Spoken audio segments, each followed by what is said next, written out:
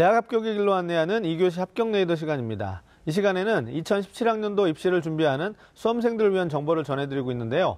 오늘은 수능 마무리 학습법 사회탐구 영역 그 마지막 시간으로 동아시아사와 세계사 그리고 필수 응시 과목인 한국사까지 짚어보도록 하겠습니다. 자, 먼저 알아볼 과목은 동아시아사와 세계사입니다. 두 과목 모두 전년도 수능은 물론 지난 6월과 9월 모의평가에서 그동안 출제되었던 주제들과 유형으로 평이하게 출제된 경향을 보였는데요. 하지만 올해 수능에서 꼭 체크하고 넘어가야 할 사항이 있습니다. 화면을 보시겠습니다. 자, 동아시아사는 과목의 특성에 맞게 동아시아 여러 국가들의 공통주제 혹은 특정 시기의 상황을 묻는 문제가 주를 이룰 것 같은데요. 단 최근에는 시대나 국가를 파악할 수 없는 어려운 사료가 등장하기도 하고요. 특히 한국사가 필수 응시 과목이 되면서 동아시아사 과목에도 한국사 내용과 연계된 문제가 출제될 가능성이 높습니다. 실제로 지난 9월 모의평가 19번 문제와 같이 미국의 한국 경제 원조가 시작된 시기를 알아야 풀 수 있는 문제가 나왔다는 점 알아두시면 좋겠고요. 세계사의 경우 자료를 분석하여 국가, 사건 등을 유추해야 하는 문제들이 주로 출제될 예상이지만 최근 지역사의 출제 비중이 높아졌다는 점 꼭 인지를 하실 필요가 있겠습니다. 특히 일본사와 인도사는 매년 빠짐없이 출제되고 있기 때문에 이에 대한 세심한 학습 전략이 필요할 것 같습니다. 자, 그렇다면 남은 기간 동안 두 과목에 대한 학습 전략은 어떻게 세워야 할까요? 우선 동아시아사는 연표 정리를 꼼꼼히 해야 합니다. 특히 특정 A사건과 B사건 사이에 벌어진 일들을 정리하는 데 중점을 두어야 하겠고요.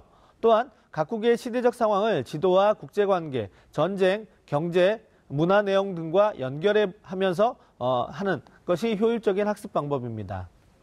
세계사는 사건의 정확한 시기를 파악하고 그 무렵에 일어난 또 다른 중요한 사건을 정리해 보아야 하는데요. 그 속에서 인과관계와 전개 순서까지 정리해 준다면 까다로운 문제라도 쉽게 극복할 수 있을 것 같습니다. 자, 다음으로 알아볼 과목은 올해 수능부터 필수 응시 과목이 된 한국사인데요. 한국사는 학교 교육과정을 충실히 이수한 학생이라면 모두 1등급을 받을 수 있도록 쉽게 출제되는 경향이 있습니다.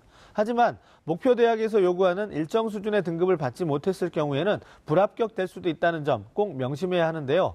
그렇다면 우선 출제 경향은 어떤지 알아보도록 하겠습니다. 화면 보시겠습니다.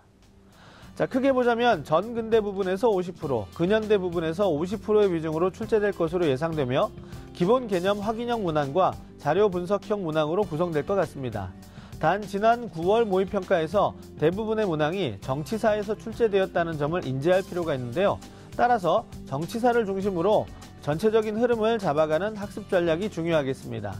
또한 기초적이고 중요한 주제들 위주로 다소 쉽게 출제될 거라는 예상이 있지만 고난도 문제를 한두 개 정도 배치해서 변별력을 확보할 가능성도 높다는 점, 이 점도 알아두셔야 하겠습니다. 자, 한국사는 앞서 강조한 대로 쉬운 출제 경향 때문에 개념과 원리만 알고 있다면 크게 부담이 되지는 않습니다. 하지만 아직 정리가 부족하다면 EBS 수능 특강의 내용을 숙지하라는 말씀을 드리고 싶은데요. 다음과 같은 점에 유의하면서 학습하시길 바라겠습니다. 화면 통해서 설명드리겠습니다. 자, EBS 교재 문제 풀이를 할 때 정답인 개념, 원리뿐만 아니라 오답으로 활용된 개념과 원리들까지 정리해두면 좋습니다.